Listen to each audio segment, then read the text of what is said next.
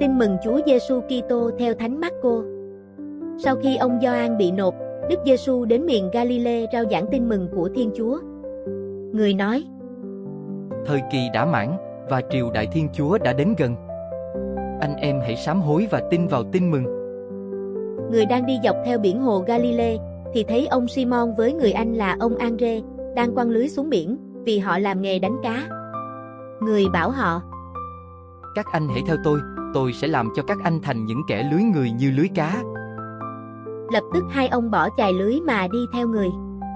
Đi xa hơn một chút, người thấy ông Giacôbê, con ông Giê-bê-đê, và người em là ông Gioan. Hai ông này đang vá lưới ở trong thuyền. Người liền gọi các ông. Và các ông bỏ cha mình là ông Giê-bê-đê ở lại trên thuyền với những người làm công, mà đi theo người. Đó là lời Chúa.